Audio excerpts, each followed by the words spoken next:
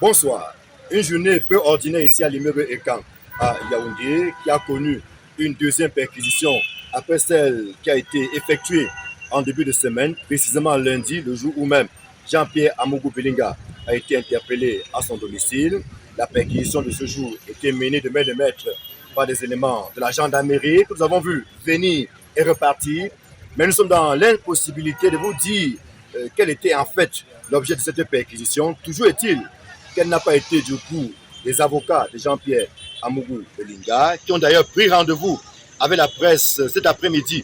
Après cette perquisition, il était question pour Maître Charles Tchunga et compagnie d'entretenir les journalistes sur un certain nombre de faits observés depuis le début de cette procédure. Je dois rappeler qu'en réalité, ces avocats ne sont pas contents d'un certain nombre de faits qui accompagnent notamment les interpellations et même les perquisitions.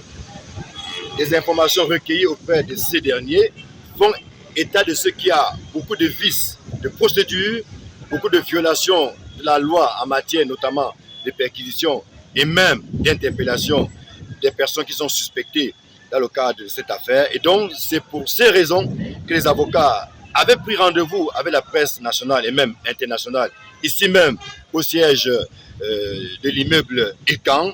Malheureusement, pour des raisons indépendantes de leur volonté, ce point de presse n'a pas pu avoir lieu.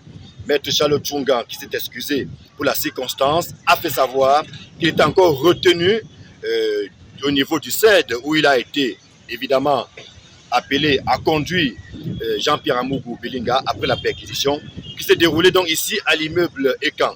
Il est dit une journée peu ordinaire avec ces nombreux journalistes qui étaient à la soif de l'information. Je dois préciser que depuis le début de cette affaire, cette sortie aurait pu être la première effectuée par le conseil de Jean-Pierre Amougou Belinga. En tout cas, ces derniers ont donné rendez-vous à la presse une autre fois et on ne perd rien à attendre. Ici l'immeuble Ekan à Yaoundé. Emmanuel Diop, Marcelin Gansop, Equinox Télévision.